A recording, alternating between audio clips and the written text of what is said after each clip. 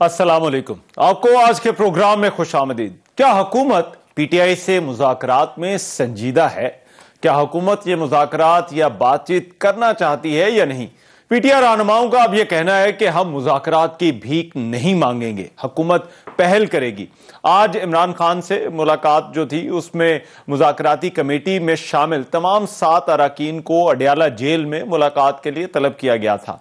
गुज़िश्ता दिनों इमरान खान की बहन अलीमा खान ने यह कहा था कि बानी पीटीआई का कहना है कि अगर उनके जो 2 मुतालबात हैं, असीरान की रिहाई और अदालती तहकीकात, ये नहीं माने गए तो मैं बिल्कुल तरसीलाते ज़र को रोकने की कॉल दूंगा।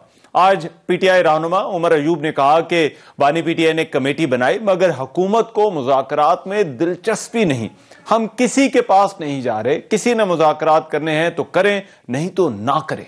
स्पीकर कौमी असम्बली सरदार अयाज सादिक का यह कहना है कि मुज़ाकरात ही मसाइल का हल है। जरूरी नहीं कि हर मसला हल हो जाए या हर शर्त मानी जाए। हमें एक दूसरे को इज्जत देनी चाहिए, इसी तरह हम आगे बढ़ सकते हैं। विफाकी वज़ीर इत्तलात अताउल्लाह तार ने कहा कि इमरान खान सिविल नाफरमानी की ख्वाहिश पूरी कर ले लेकिन एनआरओ फिर भी नहीं मिलेगा। नून लीग के रहनुमा हनीफ अब्बासी ने आज कहा कि पीटीआई वाले अब मुज़ाकरात की बात कर रहे हैं। मुज़ाकरात से पहले तहरीक इंसाफ अपने किए पर माफी मांगे।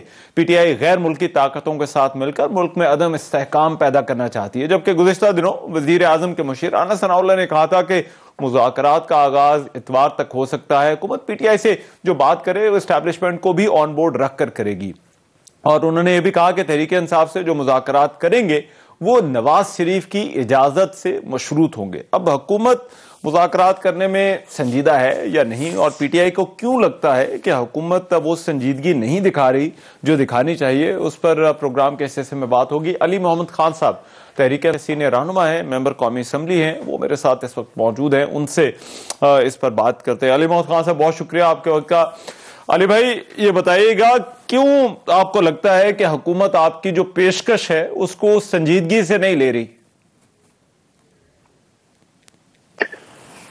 बहुत शुक्रिया। बिस्मिल्लाहिर्रहमानिर्रहीम। अल्लाहुम्मा सल्लि व सल्लिम व बारिक अला सय्यिदिना मुहम्मद रसूलुल्लाह खातमुन नबिय्यीन सल्लल्लाहु अलैहि व सल्लम। रहमान साहब, कमेटी हमारे बने हुए काफी दिन हो गए हैं, हुकूमत की तरफ से कोई पेशरफ नहीं है, इसलिए हम ये समझते हैं कि हुकूमत की सफों में संजीदगी का जो तासुर है वो कम। अच्छा, तो हुकूमत का लेकिन ये कहना है कि आप एक तरफ सिविल नाफरमानी की बात कर रहे हैं और दूसरी तरफ आप बातचीत या मुज़ाकरात की पेशकशें कर रहे हैं और कमेटियां बना रहे हैं, तो ये दोनों किस तरह से चल सकती है? मतलब वो डेडलाइंस का वो कह रहे हैं कि ये दोनों चीजें तो इकट्ठी नहीं चल सकती। रहमान साहब, दोनों ही साथ चलती हैं। जब भी मुज़ाकरात होते हैं, कोई भी पॉलिटिकल एंटिटी हो या सिविल सोसाइटी हो, तो उसका एक थ्रेट फैक्टर होता है। थ्रेट का मतलब ये नहीं होता कि आपने कोई अपने साथ बम बांधे हुए हैं या आपने कोई वहां जाके कोई किसी को मार देना है। नो, थ्रेट फैक्टर क्या होता है? एक पॉलिटिकल जमात का, एक सिविल सोसाइटी का, ट्रेड यूनियन का क्या थ्रेट फैक्टर होता है? टीचर्स का एहतजाज है, डॉक्टर्स का है, नर्सेस का है, वो रोड बंद कर देते हैं, रोड पे बैठ जाते हैं, वो अपना काम छोड़ देते हैं, कलम छोड़ हड़ताल हो जाती है असातिज़ा कराम की। तो वो तब तक वो एहतजाज रहता है जब तक आपकी बात नहीं मानी जाती या उसमें से कोई रास्ता नहीं निकलता। तो ये कहना कि आप कोई भी प्रोटेस्ट मूवमेंट ना करें, आप किसी भी प्रोटेस्ट की शक्ल में ना जाएं और सिर्फ बात करें, तो इसका मतलब है आप हमें एक ऐसी ट्रक की बत्ती के पीछे लगाना चाहते हैं जिसका ड्राइवर जो है वो ड्राइवर ही नहीं है। तो देखें, एहतजाज हमारा हक है, वो हम करेंगे। जैसे आज कौमी असम्बली में हमारे 2 मेंबरान ने भरपूर मौक़िफ़ दिया है, मलिक अनवर ताज चारसदा के और उसके साथ साथ दीर से साहबजादा सिफतुल्लाह साहब ने, और उन्होंने मुकदमा किसका लड़ा है? मुकदमा उन्होंने पंजाब के एमएनएस का लड़ा है, क्योंकि पंजाब का एमएनए अगर खड़े होकर सख्त बात करता है तो उल्टा उसको और तकलीफ पहुंचाई जाती है। तो हमारी खैबर पख्तूनख्वा से एमएनएस ने उनका केस लड़ा है। आप मुझे बताएं, क्या हम एहतजाज ना करें? क्या अपनी बात हुकूमत के ऐवानों तक ना पहुंचाएं या अवाम तक ना? वो हमारा हक है। लेकिन ये जो दो शराइत हैं, जिन 2 शराइत का जिक्र हो रहा है, एक तो अदालती तहकीकात और दूसरा असीरान की रिहाई, ये पेशगी शराइत है या फिर ये मुज़ाकरात का हासिल जो है वो पीटीआई ये दोनों चीजें चाहती है? नहीं, इसको आई डोंट नो, मेरे ख्याल में शराइत तो आप नहीं कह सकते। मैं चूंकि मुज़ाकराती कमेटी में नहीं हूं तो मैं ज्यादा उस पर मुस्तनद राय तो नहीं दे सकता, लेकिन मेरी समझ जितनी है वो ये है अच्छा। कि हमारा तो बेसिक मुतालबा है ना इमरान खान साहब और असीरान की रिहाई, और साथ में ये जो 26 नवंबर 9 मई का जो जुडिशल कमीशन की बात है, तो ये तो हमारे बेसिक मुतालबे हैं। जब ये डायलॉग स्टार्ट हो जाएगा, मेरे ख्याल में इसमें एक चीज और एड ऑन होगी, और वो जो चीज इसमें एड ऑन होगी वो होगी 8 फरवरी के इलेक्शन का जुडिशल ऑडिट। और जो लोग नए इलेक्शन की बात करते हैं, मैं उस बात से और उस सोच से एग्री इसलिए नहीं करता रहमान अजहर साहब। तो मेरे बुनियादी नुकात हैं। पहला यह है कि अगर इसी इलेक्शन कमीशन के साथ आपने जाना है दोबारा इलेक्शन में, तो आइंस्टाइन की बात आपको याद आ गई होगी, जिसकी तरफ मेरा इशारा है कि repeating the same mistake again and again and expecting a different result amounts to insanity. के एक गलती आप दोबारा कर रहे हैं और समझें कि इस बार गलती का तो अली भाई तहरीक इंसाफ को फिर ये नहीं चाहिए था। दूसरा मेरी गुजारिश सुनिए, तहरीक इंसाफ को ये नहीं चाहिए था कि ये 8 फरवरी का मुतालबा भी बातचीत। दूसरा नुक्ता ये है, सुने दूसरा नुक्ता ये है जी, ये जो कौम है ये कोई हमारी किराएदार है। ये कौम जो है इसने कोई हमारा उधार देना है, जिसको हमने हर मतलब है कि कुछ अरसे बाद उनको कहना है कि नए इलेक्शन में जाओ तो खर्चा करो, तो अरबों रुपए लगाओ। क्यों लगाए भाई? कौम अपना चमड़ा जो है अपना उतार के अपने खून से आपको पैसे देती है। ये जो 50 अरब रुपए या जितने भी अरब रुपए लगे हैं, मेरी सख्त बात है, प्लीज माइंड ना कीजिएगा जो इसको सुन रहे हैं उनको मैं कह रहा हूं, ये कोई इलेक्शन कमीशन के अपने पैसे हैं, ये कोई एस्टैब्लिशमेंट के पैसे हैं, ये कोई हुकूमत वक्त के पैसे होते हैं जो आके इलेक्शन कराती है, या ये मियां नवाज शरीफ या जरदारी साहब के पैसे हैं जो आपने ये जो लोगों को कहते थे कि वोट को इज्जत, तो आपने किस चीज को इज्जत दी है?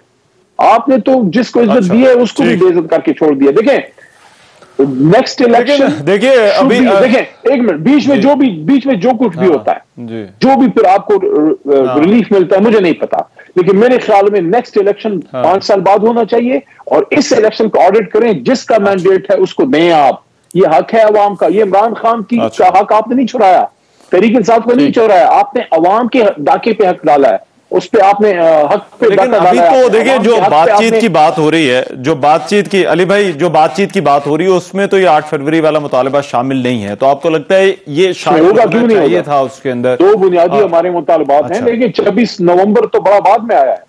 26 नवंबर में तो खून बह गया ना, अब तो वो किसी के इख्तियार में नहीं है। अब हम भी चाहें तो उससे सरफे नजर नहीं कर सकते। देखें मेरी बात सुनिए, अली मोहम्मद को आपने, अपनी मिसाल इसलिए देता हूं, मैं किसी और की बात नहीं करता ताकि फिर कोई नाराज ना हो। अली मोहम्मद को आपने बेगुनाह जेल में डाला, पे दहशतगर्दी का पर्चा काटा, उस पे आर्मी एक्ट सीक्रेट एक्ट लगाया जिसमें सजा मिलिट्री कोर्ट या फांसी सजा है, उसको गद्दार कहा, उसको अदालत ने बरी कर दिया, ठीक हो गया। और मुझे जो तकलीफ पहुंची है, जो जिन डेथ सेल्स में रहा हूं, मैं अपनी तकलीफ माफ कर सकता हूं और मैं माफ करता हूं, मेरा किसी से इंतकाम नहीं है। लेकिन क्या मैं अपने मर्दान के सदर अली जो शहीद हुए हैं, कारकुन है तहरीक इंसाफ का, ओवरसीज था, 10 दिन की छुट्टी पे आया था, क्या उसका खून मैं माफ करवा सकता हूं? क्या मैं करवा सकता हूं? तो क्या इमरान खान किसी का खून माफ करवा सकता है? नहीं करवा सकता, उसमें किसास है। तो 26 नवंबर तो होगा बीच में, लेकिन देखें सारा मसला बना कहां से है? सारा मसला 8 फरवरी से नहीं बना। 8 फरवरी का इलेक्शन आपने जो जमहूर की जो राय थी, जमहूर की राय पे आपने डाका डाला। ये मैं कौम को कहना चाहता हूं, ये इमरान खान आपकी लड़ाई लड़ रहा है, अपनी नहीं लड़ रहा। कि इमरान खान के घर से कोई चोरी करके दो बातें अली मोहम्मद खान साहब दो बातें दूसरी तरफ से हो रही हैं, और मैं ये हुकूमत का वर्जन इसलिए रख रहा हूं ताकि आप उनके नुक्ता नजर पर भी जो है वो बात करें कि वो इस सारी चीज को कैसे देख रहे हैं। अतातार ने कहा कि ये एनआरओ की कोशिश, हनीफ अब्बासी ने तो आज प्रेस कॉन्फ्रेंस उन्होंने की, उन्होंने कहा कि पहले माफी मांगे फिर उसके बाद जो है वो बात करें। आप खुदा का खौफ करें, आप जिन भाइयों के मेरे नाम ले रहे हैं, जिन मैं आज भी फिर भी भाई कहता हूं, हमारे शहीदों का मजाक उड़ाते हैं, फिर भी मैं उनको भाई कहता हूं कि मुसलमान, अल्लाह उनको हिदायत दे, अल्लाह उनको हिदायत दे। किन लोगों की, देखिए किसी संजीदा आदमी का नाम लें जिन मामलात को एक ठिकाने लगाना चाहता है, एक तरफ लगाने चाहता है। मैं सिंपल एग्जांपल आपको देता हूं। मैं जिस शो में बैठा हूं उसका एंकर रहमान अजहर है, अगर किसी वजह से आप मजबूर हो जाएं और आप इसी स्टूडियो में साइड पे बैठे हो और आपके असिस्टेंट जो मुझे कॉल करते हैं कि प्रोग्राम पे आ जाएं, वो एंकर बन जाएं, तो मैं समझूंगा कि कोई मसला है, एक्सप्रेस न्यूज में कोई मसला, कोई लोचा आ गया है। जो रहमान के होते हुए किसी और को एंकर बना दिया गया है उसी प्रोग्राम का, तो नवाज शरीफ के होते हुए जब शहबाज शरीफ को आपने वजीर आजम बनाया, तो इसका मतलब है कि गेम में कोई लोचा आ गया है, कोई मसला है। देखें, ये आपने जो हाइब्रिड, हमें हाइब्रिड कहते थे ना, ये हाइब्रिड प्लस निजाम है, ये हाइब्रिड प्लस निजाम है। हमारे में तो ये इल्जाम होगा ना, रहमान इसको सुनिए, हमारे में तो ये इल्जाम होगा ना कि 10-12 सीटें आपने, एक मिनट 10-12 सीटें आपने हमें दिलवा दी होंगी। हमें आपने सीटें कराची से या कोई हमारे एलाइज हमारे पास भिजवा दिए होंगे। इमरान खान तो अपनी सीट जीता हुआ था ना, अली मोहम्मद तो जीता हुआ था, शाह महमूद कुरैशी जीता हुआ था, असद उमर जीता हुआ था, असद कैसर जीता हुआ था, मुराद सईद, शहरयार खान अफरीदी, जरताज गुल वजीर, जीती हुई सीटें थी हमारी। ऐसा नहीं था कि इमरान, देखें इस फर्क को समझिए, ऐसा नहीं था कि वजीर आजम इमरान खान अपनी सीट हार के वजीर आजम बना था। नो, ऐसा नहीं था कि महमूद खान वजीर आला अपनी सीट हार के उसको वजीर आला बनाया गया था। यार तो मरियम बीबी सीट हार के वजीर आला, शहबाज शरीफ साहब सीट हार के वजीर आजम, आसिफ साहब सीट हार के डिफेंस मिनिस्टर। ये हाइब्रिड सिस्टम है, आपने कहा निकलो, पाकिस्तान को तबाही के दहाने पे पहुंचा दिया है जिन्होंने पहुंचाया है, उनको मैं कह रहा हूं कि आप जो कर रहे हो अच्छा नहीं कर रहे। इतना जुल्म मत करो इस मुल्क के साथ। कुछ संजीदा लोगों की हुकूमत में जो राय है, कुछ संजीदा लोगों की राय भी, वो उन पर भी बात कर लेते हैं। जो उनका कहना है कि तहरीक इंसाफ ट्रस्टवर्दी नहीं है, जो कमिटमेंट तहरीक इंसाफ करे, क्या गारंटी है कि तहरीक इंसाफ जो है वो उसके ऊपर जो है वो रहेगी या उस पर कायम जो है वो रहेगी? तो आपके ख्याल में क्या ये कंसर्न पीटीआई के हवाले से होना चाहिए? क्या जरूरी मसला है कि वो छाननी किसको कहती है कि समझ गए ना? अच्छा ठीक है। गुल्लू बादशाह कहा करता था ना कि हर बात की तय में एक बात होती है, वही सारी बात, समझ गए ना? कि छाननी किसी को कह रही है वही सारी बात होती है। मेरी बात सुने रहमान साहब, मेरी बात सुने। वो लोग हमें कह रहे हैं कि आप काबिल एतबार नहीं है, जो जेली प्लेटलेट्स दिखा के और 3 महीने का कह के और 3.5 साल बाहर बैठे रहे।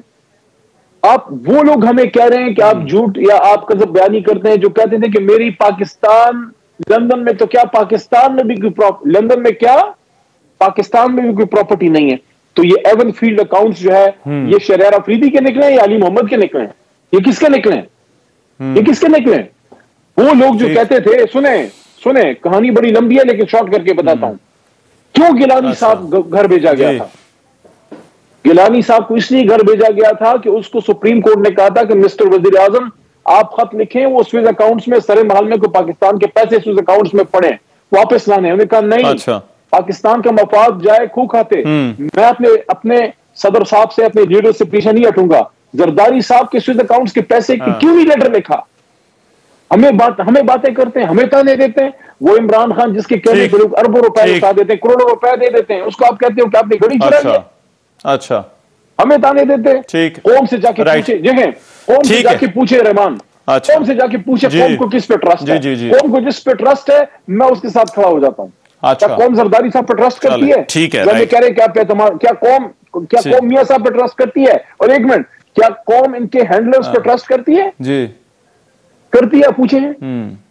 ठीक है, राइट, ठीक है। बहुत शुक्रिया अली मोहम्मद खान साहब हमारे साथ। अभी ट्विटर पे फोन लगा, मैं टाइम खत्म हो गया। अच्छा, टाइम मेरे पास अली मोहम्मद खान साहब खत्म हो गया है, वरना जरूर इस गुफ्तगू को जारी रखते हैं। प्रोग्राम में एक ब्रेक शामिल कर रहा हूं, वापस आ रहा हूं इस ब्रेक के बाद।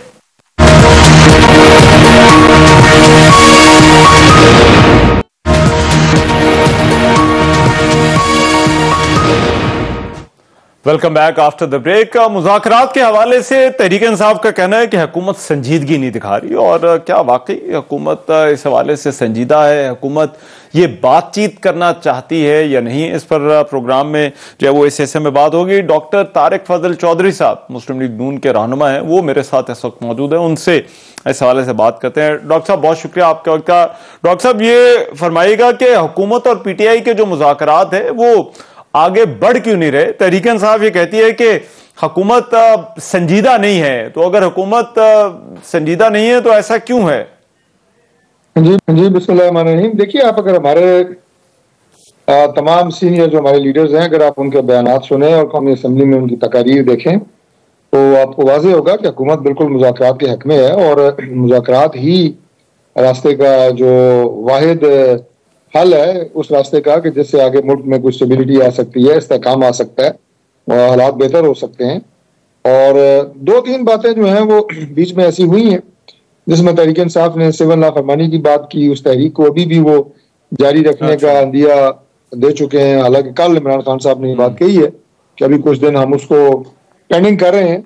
ये इस तरह के चंद हिकअप्स थे जिसकी वजह से ये बाज़ाब्ता आप ये कहें कि तौर पे शुरू नहीं हो सकी। लेकिन प्राइम मिनिस्टर साहब जो हैं उन्होंने हमेशा डायलॉग की बात की है, उन्होंने हमेशा सियासी मामलात को सियासी अंदाज से आगे लेके चलने की बात की है।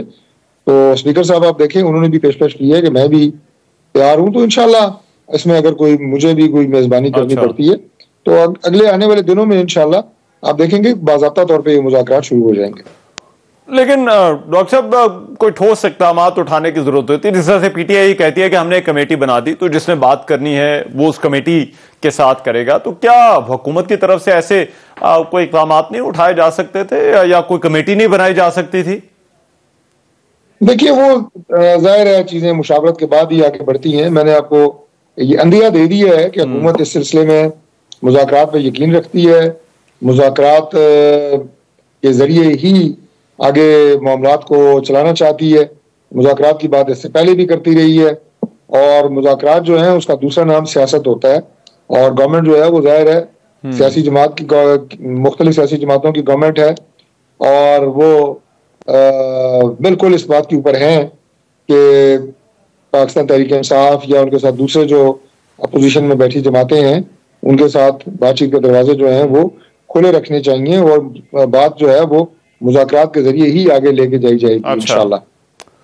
लेकिन मुझे बताइएगा पीटीआई का आपके कुछ कॉलीग्स का ख्याल है कि काबिल एतमाद होना भी एक मसला है, तो क्या वाकई ये भी मुज़ाकरात की राह में कोई रुकावट है? देखिए ट्रस्टवर्दी का लफ्ज़ मैं नहीं इस्तेमाल करूंगा। बात यह है कि जो चंद रुकावटें आई हैं वो तहरीक इंसाफ की तरफ से आई हैं जो मैंने आपको बताया है। इनमें से एक का मैंने आपको जिक्र किया और कुछ उनके लीडर्स के इस तरह के मुतनाज़ा बयानात जो कि मुज़ाकरात के मुनाफी बात कर रहे थे। तो अगर पाकिस्तान तहरीक इंसाफ संजीदगी के साथ इस बात पे कायम रहती है और ये सिविल नाफरमानी और फलां फलां बातें जो कि मुज़ाकरात को सबटाज कर सकती हैं, अगर वो जारी नहीं रखती तो ये बहुत जल्द इंशाल्लाह मुज़ाकरात शुरू होंगे। लेकिन ये जो दो मुतालबात उन्होंने रखे हैं और उन्होंने इतवार तक की डेडलाइन दी है, एक असीरान की रिहाई और दूसरा अदालती तहकीकात का जो मुतालबा है, अब क्या इस पर गौर हो सकता है या हुकूमत इसमें कोई लचक दिखा सकती है? ये कोई बात भी ऐसी गैर मुमकिन नहीं है। जहां तक असीरान की रिहाई का ताल्लुक है, मैं कमोबेश 8 से 10 चैनल्स पे मुख्तलिफ टॉक शोज में ये बात आज से 6 दिन पहले बता चुका हूँ कि प्राइम मिनिस्टर साहब ने बराह रास्त ये ऑर्डर दिए हैं। मेरी मीटिंग जो है वज़ीर दाखिला से भी हुई, पीएम हाउस में हुई कि जो लोग बराह रास्त किसी बलवे और फसाद में मुलविस नहीं है, जिनकी वीडियो फुटेजेस मौजूद हैं, उनको बाकायदा ट्रायल किया जाए और उसके अलावा जो लोग हैं जिनके खिलाफ इस तरह के ठोस शवाहिद नहीं है उन्हें रिहा किया जाए। ये स्ट्रेट ऑर्डर्स तो प्राइम मिनिस्टर दे चुके हैं और उसके बाद बहुत सारे लोग जो हैं वो रिहा किए गए हैं। ये जाती तौर पर मेरे इल्म में है, जिनकी तादाद जो है वो दर्जनों नहीं सैकड़ों में है। तो लिहाजा ये तो कोई ऐसी गैर मामूली बात नहीं है। हम भी बिल्कुल नहीं चाहते कि किसी भी बेगुनाह को, जो बंदे गिरफ्तार हुए हैं उसमें केपी के लोग, हमारे इस्लामाबाद के लोग थे, हमारे पंजाब के जो लोग जिनकी तादाद मैंने बताई आपको, ये दर्जनों में नहीं सैकड़ों में है। और ये लोग केपी के थे, ये लोग इस्लामाबाद के थे, ये लोग पंजाब के थे और मैं बरह रास्त इसमें खुद मुलविस रहा हूँ कि इस तरह के लोग, जिस तरह मैंने कहा, जिनके खिलाफ कोई सबूत नहीं है, उन्हें रिहा किया जाए। हम क्यों बेगुनाह लोगों को जो है वो पकड़ें या उन्हें कैद में रखें या उन्हें ट्रायल करें। और दूसरी बात जो है वो ये 9 मई की जो लोग गिरफ्तार हैं जिनके खिलाफ मुकदमात चलाए जाएंगे, वो यकीनन ठोस शवाहिद की बुनियाद के ऊपर ही वो मुकदमात चलेंगे या उन्हें सजा होगी। तो वो अदालती कार्रवाई के जरिए ही होगी। अगर वो उसके अलावा भी कुछ चीज करना चाहते हैं तो कर ले, लेकिन ये जो वो एक साजिशी थीरी दे रहे हैं, ये कोई बात बनने वाली नहीं है, कोई बात समझ नहीं आ रही। जो अभी चलता से गिरफ्तारी हुई है, बड़े ठोस शवाहिद मौजूद हैं कि 9 मई के वाकयात में उनका क्या लेज़न था, पार्टी के कौन कौन से लोग कहाँ कहाँ मुलव्वस थे, और किस तरह ये सारी प्लानिंग हुई है, हाँ। ये एक एक बात मीडिया के ऊपर पूछाई भी है और कुछ मजीद भी आ जाएगी, इसमें कोई बात भी ढकी छुपी नहीं है। राइट, लेकिन डॉक्टर साहब, अगर बातचीत होती है या मुज़ाकरात होती है तो उसके प्रोस्पेक्ट्स आपको क्या नजर आते हैं, और आपके ख्याल में ऐसी कोई भी जो बातचीत होगी उसकी कामयाबी का इन्हिसार किस चीज के ऊपर होगा? देखिए, उसका इन्हिसार इस बात के ऊपर होगा कि मुल्क के साथ, सिस्टम के साथ कौन सी जमात कितनी संजीदा है, क्योंकि अगर मुल्क में इंतशार और अफरा तफरी रहती है और पॉलिटिकल इंस्टेबिलिटी रहती है तो उससे मुल्क के माशी हालात बेहतर होने, मुल्क की लॉ एंड ऑर्डर की सूरत हाल बेहतर होनी मुश्किल होगी। दहशत गर्दी दोबारा सर उठा रही है, उसकी सरकोबी मुश्किल होगी। तो लिहाजा इसमें खुलूस नीयत और इस मुल्क के साथ सिंसियरिटी वो असल पहलू है कि जिससे कि डिटरमिन होगा कि मुज़ाकरात जो हैं वो कितने संजीदा होते हैं और उसके बाद उनसे कोई मस्बत हल जो है वो बरामद होता है। राइट, बहुत शुक्रिया। डॉक्टर तारिक फजल चौधरी हमारे साथ मौजूद थे और बात कर रहे थे। प्रोग्राम में एक ब्रेक शामिल करें, वापस आ रहे हैं इस ब्रेक के बाद।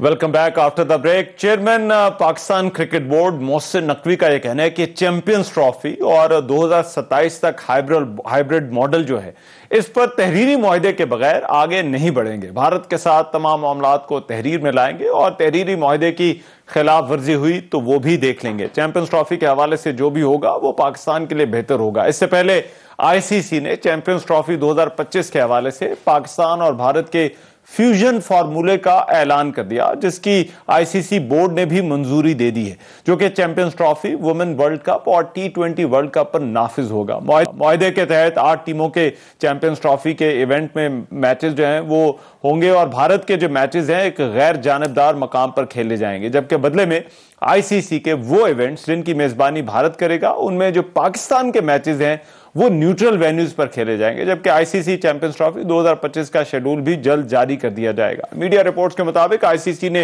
एक सैफ अफ्रीकी T20 सीरीज की तजवीज पर भी आमादगी जाहिर की, जिसमें पाकिस्तान, भारत और किसी एशियाई फुल मेंबर या एसोसिएट मेंबर की टीम को शामिल किया जा सकता है और इस सीरीज का इनेकाद भी न्यूट्रल वेन्यू पर होगा। यह तजवीज पाकिस्तान को चैंपियंस ट्रॉफी 2025 में भारत के मैचेस की मेजबानी ना मिलने के अजाले के तौर पर पेश की जाएगी। अब ये जो मामला था चैंपियंस ट्रॉफी का, इसका हल क्या निकला है? क्या ये पाकिस्तान की फेवर में है या नहीं? क्या असर पड़ेगा चैंपियंस ट्रॉफी पर? मिर्जा इकबाल बेग साहब हमारे क्रिकेट एक्सपर्ट हैं, अपना शो भी होस्ट करते हैं एक्सप्रेस न्यूज के ऊपर, वो मेरे साथ इस वक्त मौजूद हैं, उनसे इस पर डिटेल में बात करते हैं। मिर्जा इकबाल बेग साहब, बहुत शुक्रिया आपके वक्त का। इकबाल बेग साहब, सबसे पहले तो ये बताइए, जो अब तफसीलात आई हैं, जो पता चला है कि जो है वो इस तरह से एक फ्यूजन फार्मूला होगा, क्या लगता है किस हद तक पाकिस्तान की बात मानी गई है इस मामले में? देखिए रहमान अजहर, दरअसल जिस तरीके से पाकिस्तान क्रिकेट बोर्ड ने स्टैंड लिया कि जब तक आप पाकिस्तान के मैचेस हाइब्रिड मॉडल पर जब भारत में होंगे तो नहीं होंगे, उस मौक़िफ़ की वजह से आईसीसी को इतना डिले करना पड़ा। 19 फरवरी से शुरू होता है चैंपियंस ट्रॉफी को, आज 19 दिसंबर हो गई, सिर्फ 2 महीने रह गए। आज आईसीसी ने एक प्रेस रिलीज जारी किया और उस प्रेस रिलीज में उन्होंने न्यूट्रल वेन्यू का जिक्र नहीं किया, लेकिन उन्होंने कहा कि हाइब्रिड मॉडल पर और पाकिस्तान में आईसीसी चैंपियंस ट्रॉफी 2025 होगी।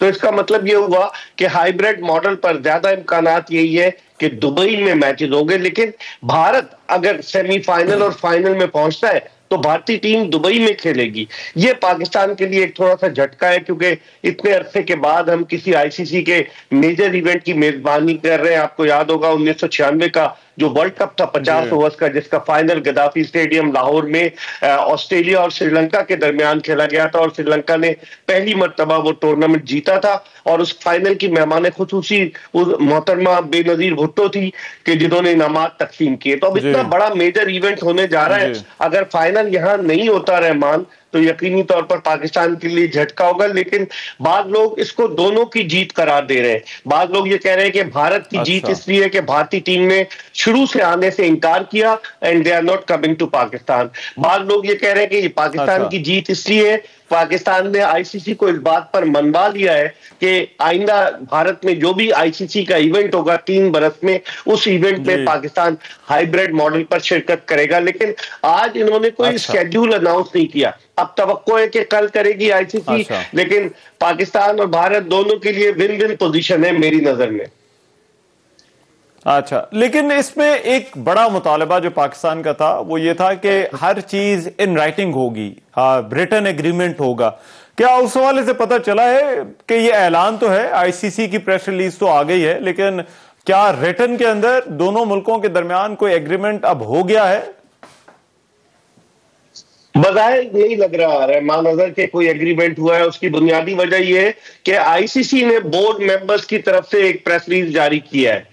तो अगर भारत माजी में भी हमें धोखा दे चुका है, 2012 में भारत ने हमसे 6 सीरीज के लिए एमओयू साइन किया था और उसके बदले में पाकिस्तान ने बिग 3 में भारत, ऑस्ट्रेलिया और इंग्लैंड की हिमायत की थी नजम सेठी साहब के दौर में, लेकिन भारत उससे बैकआउट कर गया। तो अब लगता यही है कि इसलिए कहते ना दूध का जला छाछ फूक फूक कर पीता है, तो लगता यही है कि पाकिस्तान क्रिकेट बोर्ड को कोई एतबार नहीं है, इसीलिए वो तहरीरी जमानत मांग रहे हैं। क्या भारत तहरीरी तौर पर जमानत देगा?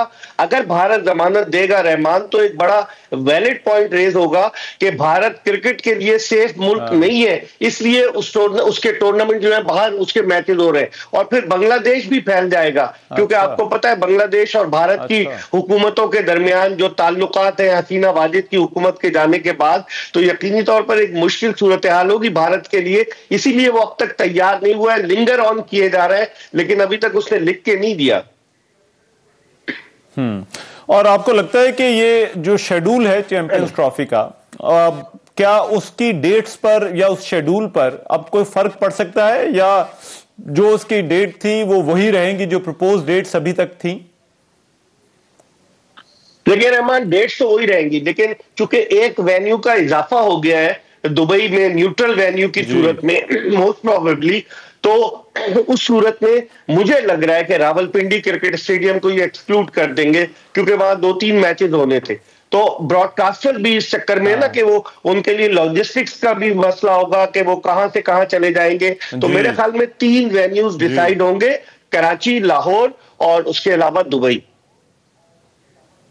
अच्छा, और ये बताइएगा कि जो एक ये सैफ अफ्रीदी T20 की तजवीज दी गई है और ये कहा गया है कि पाकिस्तान को एज ए फाइनेंशियल कॉम्पनसेशन जो है वो दी जाएगी, ये काफी होगा पाकिस्तान के लिए जो यहां पर पाकिस्तान को नुकसान हो सकता है? रहमान, ये आईसीसी का लॉलीपॉप है पाकिस्तान के लिए, क्योंकि आपको पता है कि ICC is dominated by Indian lobby और जय शाह आईसीसी के प्रेसिडेंट हैं, वो तो अब इन्वॉल्व ही नहीं हो रहे। नीचे वालों को उन्होंने कह दिया, जेफ एलरडाइस जो उनके चीफ एग्जीक्यूटिव है वो डील कर रहे हैं। तो ये लॉलीपॉप है कि जी दिखाया, कल को भारत इनकार कर देता है कि हम नहीं खेलेंगे ट्राई सीरीज, तो कोई बाइंडिंग तो नहीं होगी। आईसीसी ने तजवीज दी है और लॉलीपॉप के तौर पर हमें 2028 का विमेन वर्ल्ड कप जो है वो हमें दिया है। लेकिन जिस तरीके से आईसीसी के मामला चल रहे हैं वो पाकिस्तान को आइसोलेट करने के चक्कर में थे, जिस पर पाकिस्तान ने बड़ा रेजिस्ट किया, जिसकी वजह से आज ये मामला जो है किसी हद तक हल होता नजर आ रहा है। लेकिन मैं समझता हूं ट्राई सीरीज एक लॉलीपॉप है। आईसीसी ने अपने प्रेस रिलीज में लिखा है कि ट्राई सीरीज में पाकिस्तान, इंडिया, एक और एशियन मुल्क और एक आईसीसी का एसोसिएट मुल्क। एसोसिएट मुल्क का मतलब या तो यूएई हो सकता है या कोई और हो सकता है। तो मुझे लग रहा है ये लॉलीपॉप है, अब वक्त आने पर पता चलेगा। अच्छा, मगर ऐसा लग रहा है कि जैसे पाकिस्तान और इंडिया के मैचेस जो कि ब्रॉडकास्टर भी चाहते हैं, क्रिकेट शायकीन भी देखना चाहते हैं, वो ज्यादा से ज्यादा हों, लेकिन आपको लगता है कि इंडियन क्रिकेट बोर्ड भी ऐसा चाहता है कि पाकिस्तान और भारत के जो क्रिकेट मैचेस हैं, चाहे वो न्यूट्रल वेन्यू पर हों, लेकिन ये दोनों टीमें जरा एक दूसरे के साथ ज्यादा मैचेस खेलें? बिल्कुल, इंडियन बोर्ड भी ये चाहता है, लेकिन इंडियन हुकूमत ये नहीं चाहती रहमान। जो बुनियादी वजह, जब से नरेंद्र मोदी की हुकूमत आई है 2014 से, उसके बाद से एक एशिया कप होना था 2018 में, वो भारत में नहीं हुआ, वो दुबई में हुआ, क्योंकि भारत ने पाकिस्तान को वीजे देने से इनकार कर दिया था। फिर 2016 में मजबूरन आईसीसी का इवेंट था, पाकिस्तानी टीम शाहिद आफरीदी की कप्तानी में गई और गुज़िश्ता बरस भी हम 50 ओवर्स का वर्ल्ड कप खेलने गए। इन दोनों ममालिक की, पाकिस्तान और इंडिया की क्रिकेट की सीरीज की इतनी ज्यादा वैल्यू है from financial point of view, जितनी वैल्यू अब एशेज की भी नहीं रही जो ऑस्ट्रेलिया इंग्लैंड की है। तो ये पाकिस्तान के लिए एक बड़ा, यानी कि एक बहुत बड़ा एडवांटेज है। अब देखते हैं कि भारतीय बोर्ड तैयार होता है या नहीं होता। अच्छा, और लास्टली ये बताइएगा, ये जो तमाम मामला रहा, तो अब तो ऐसा लग रहा है कि ये हल हो गया। बहुत जिक्र हो रहा था भारत के इन्फ्लुएंस का, और बाकी बोर्ड्स उसको किस तरह से रिस्पॉन्ड करते हैं। तो ये जो बातचीत हुई है, इसमें कुछ पता चला कि ये बाकी बोर्ड्स का रवैया क्या रहा है, और क्या जो पाकिस्तान का मौक़िफ़ है सारे मामले के हवाले से, उसको अगर पजीराई मिली है तो कितनी मिली है? देखिए रहमान, बाकी बोर्ड्स तो पैसे के चक्कर में थे। अगर आईसीसी चैंपियंस ट्रॉफी नहीं होती तो उनको वो जो फंड्स जो है आईसीसी का, जो चैंपियंस ट्रॉफी के थ्रू जनरेट होता, वो बहुत कम मिलता। तो वो तो इसमें दिलचस्पी रखते थे कि यार किसी तरीके से चैंपियंस ट्रॉफी हो जाए ताकि हमें फंड्स मिल जाए। और यही वजह है कि एक बोर्ड मीटिंग, वो तो सिर्फ एक दिखावा है, क्योंकि आपको पता है कि डोमिनेट इंडिया, इंग्लैंड, ऑस्ट्रेलिया, ये बड़े ममालिक करते हैं। तो वो छोटे मेंबर जो है वो इसी बात पे खुश हैं कि यार कम से कम हमें पैसे तो मिलेंगे चैंपियंस ट्रॉफी से। और 8 टीमें, दुनिया की सफ़े अव्वल की 8 टीमें शिरकत कर रही हैं। उन टीमों का भी इंटरेस्ट होगा कि चैंपियंस ट्रॉफी में शिरकत से हर मैच के आईसीसी उन्हें बड़ी रकम देगी, फिर सेमीफाइनल, फाइनल की बड़ी रकम होगी। और 8 साल के बाद ये टूर्नामेंट मुनक्किद हो रहा है। आखिरी मर्तबा 18 जून 2017 को पाकिस्तान ने सरफराज अहमद की कप्तानी में ओवल लंदन में भारत को हराकर ये टूर्नामेंट जीता था। ठीक, राइट, बहुत शुक्रिया मिर्जा इकबाल बेग साहब हमारे साथ मौजूद और क्रिकेट के इन मामलात पर बात कर रहे थे। बहरहाल खबर तो अच्छी है कि अब ये चैंपियंस ट्रॉफी जो है वो होने जा रही है, लेकिन ये जो मुआहदा है इसके असरात क्या होते हैं ये देखना होगा कि भारतीय क्रिकेट बोर्ड का रवैया क्या रहता है। प्रोग्राम में एक ब्रेक शामिल कर रहा हूं, वापस आ रहा हूं इस ब्रेक के बाद।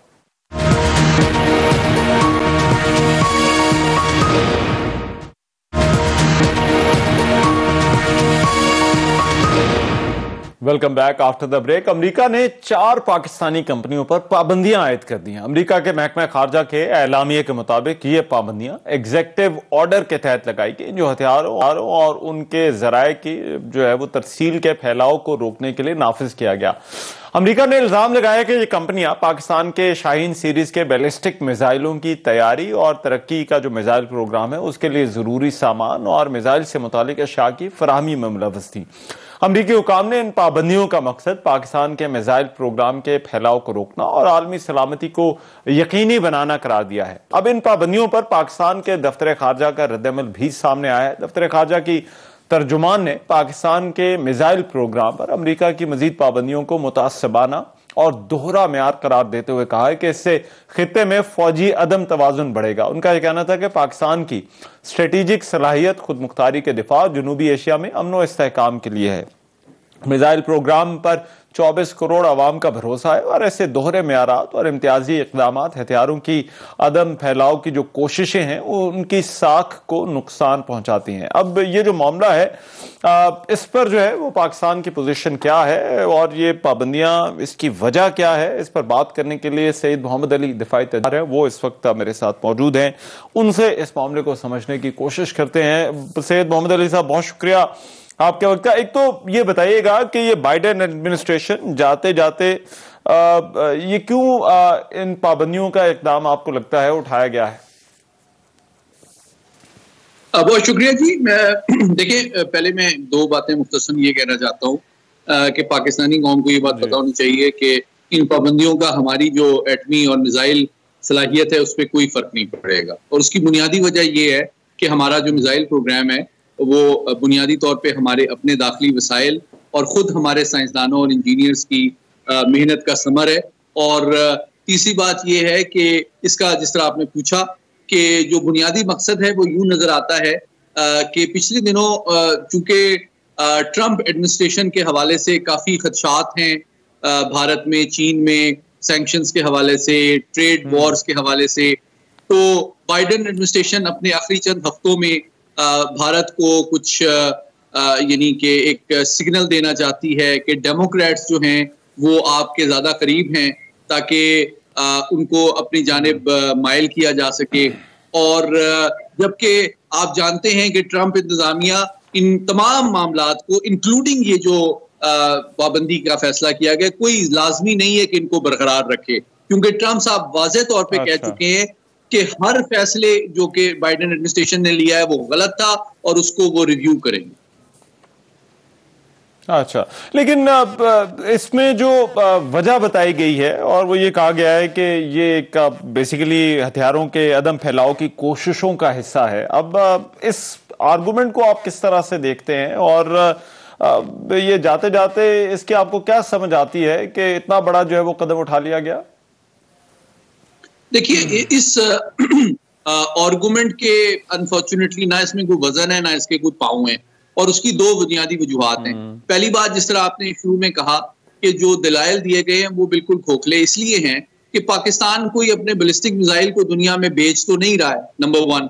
नंबर 2, हमारा जो बैलिस्टिक मिसाइल्स हैं उनकी रेंज भी हमने इंतहाई मुहतात अंदाजे के मुताबिक ऐसे मिसाइल्स डेवलप किए हैं जिनका वाहिद मकसद जनूबी एशिया में जो है अमन को बरकरार रखना है और भारत की जानिब से बिलखुसूस किसी भी जारियत को नामुमकिन बनाना है। और हमने ना कभी ऐलान किया है, ना किसी को बैलिस्टिक मिसाइल बेचे हैं। जबकि दूसरी जानिब आप भारत का तर्ज अमल देखें तो वो तो अपना जो मिसाइल्स हैं वो बाहर बेच भी रहे हैं, प्लस वो ऐसे बैनुल बराज़वी मिसाइल बना रहे हैं जिससे ये लगता है कि आज वो सिर्फ पाकिस्तान और चीन को, बल्कि कल को हो सकता है वो अमेरिका को भी टारगेट करने की सलाहियत हासिल करना चाहते हैं। तो ये वो हकायक हैं जिनसे कोताह नजरी में समझता हूँ खुद अमरीकी मफादात के भी खिलाफ है। हाँ, लेकिन इससे पहले भी एक जमाने में पाकिस्तान के एटमी हथियारों की सेफ्टी के हवाले से बात की जाती थी और उससे जुड़ी कुछ और खबरें भी आई कि यहाँ पर तो कोई उस पर जो है वो कोई जो है वो ऐसी चीज सामने नहीं आई। लेकिन भारत में हमने देखा कि वहां पर न्यूक्लियर सेफ्टी जो है वो एक बहुत बड़ा इशू रहा। ब्लैक मार्केट तक जो है वो पता चला कि उनके जो मामलात जो हैं, जो उनका जो यूरेनियम है वो दस्तयाब है। तो ये क्या वजह है कि पाकिस्तान की तरफ थोड़ी सख्ती की जाती है लेकिन भारत को ऐसा लगता है कि इस मामले में खुली छुट्टी दी गई है और सरफ नजर किया जाता है उनके जो न्यूक्लियर सेफ्टी के खास तौर पर जो इश्यूज हैं उनसे? आपने बिल्कुल सही निशानदेही की कि जो भारत का तस्वीराती तर्ज अमल है, जिसको स्ट्रेटेजिक बिहेवियर कहा जाता है और तारीख है, वो पाकिस्तान से यकसर मुख्तलिफ है। पाकिस्तान ने हमेशा इंतहाई एहतियात और जिम्मेदारी का मुजाहरा किया है, जबकि भारत के हवाले से आप 4-5 हकायक में शेयर कर दूं, जिस तरह आपने भी बताया कि ना सिर्फ ये कि उनका सेफ्टी और सिक्योरिटी का निज़ाम इंतहाई नाकिस है, कई दफा जो अफसूदा मवाद है वो वहां पे कबाड़िए की दुकान में मिला है, या उनका क्रूज मिसाइल ब्राह्मोस एक दफा आपको याद होगा मुरीदके में पंजाब में आके गिर गया था, जिससे साबित होता है कि उनका कमांड एंड कंट्रोल का निजाम भी इंतहाई नाकिस है। और तीसरा ये कि उनकी बैलिस्टिक मिसाइल न्यूक्लियर सबमरीन का एक दफा हैच खुला रह गया था, तो कई उनके दर्जन से ज्यादा उनकी नेवी के मल्लाह हलाक हो गए थे, जो कि उनके प्रोफेशनल स्टैंडर्ड के ऊपर भी सवाल उठाता है। और चौथी बात यह कि उनका जो बैलिस्टिक मिसाइल डेवलपमेंट का प्रोग्राम है वो सिर्फ चीन और पाकिस्तान तक नहीं बल्कि मुस्तकबिल में अमेरिका को भी टारगेट करेगा। तो ये वो तमाम हकायक हैं जिनसे सरफे नजर मैं समझता हूँ सिर्फ जनूबी एशिया के खित्ते को नहीं बल्कि आलमी अमन को भी खतरात पेश कर रहा है, जिससे कोताह नजरी अमरीकी मफादात के भी खिलाफ है। अच्छा, लास्टली ये बताइएगा कि क्या इस तरह की पाबंदियों का जो फर्क है या उसका असर है वो आने वाली जो एडमिनिस्ट्रेशन है अमेरिका में उसके जो पाकिस्तान के साथ ताल्लुकात होंगे उन पर भी पड़ सकता है या नहीं? देखिए, मुख्तसरन इसके 3 पहलू हैं। पहली बात यह कि ये पाकिस्तान के लिए अफसोस की बात है कि पाकिस्तान अमेरिका का मुख्तलिफ अदवार में करीबी इत्तेहादी होने के बावजूद मोस्ट सैंक्शन्ड एलाई रहा है। और दूसरी बात यह है कि पाकिस्तान के लिए इस तरह की दबाव की जो चीजें हैं वो कोई नई बात नहीं है। और पाकिस्तान प्रोवोक भी नहीं होगा, ओवर रिएक्ट भी नहीं करेगा। लेकिन मैं तवक्को करता हूं कि हमारी जो सिफारती कोशिशें हैं वो जारी रहेंगी ताकि ट्रंप एडमिनिस्ट्रेशन को बावर कराया जाए कि ये जो गलतियां बाइडेन एडमिनिस्ट्रेशन कर रहा है उस पर नजरसानी करे, ताकि खुद अमेरिका की दुनिया में जो साख है और उसके कौमी सलामती के मफादात जो है उनके ऊपर भी हकीकत पसंदाना अंदाज में गौर किया जाए, और जनूबी एशिया में जो उसके अमन की और स्ट्रेटेजिक स्टेबिलिटी को बरकरार रखने के हवाले से कमिटमेंट है उसके हवाले से भी शकूक व शुबहात को जायल किया जा सके। ठीक है, राइट, बहुत शुक्रिया। सैयद मोहम्मद अली साथ मौजूद थे और इस मामले पर बात कर रहे थे। ये बड़ी खबर कि पाकिस्तान की 4 कंपनियों पर अमेरिका की जानिब से पाबंदियां आयद की गई हैं और अमेरिका के महकमा खारजा ने एलामिया में इन पाबंदियों को लगाने का बताया, और ये पाबंदियां जो है वो एक एग्जेक्टिव ऑर्डर के तहत लगाई गई हैं जो कि हथियारों और उनके जो ज़राए तरसील है उसके फैलाव को रोकने के लिए जो है इसे नाफिज किया गया है। पाकिस्तान का रिएक्शन भी इस पर आ गया है। आज के प्रोग्राम से तय मेज़बान रहमान अज़हर को इजाज़त दीजिए। अल्लाह ने के बाद।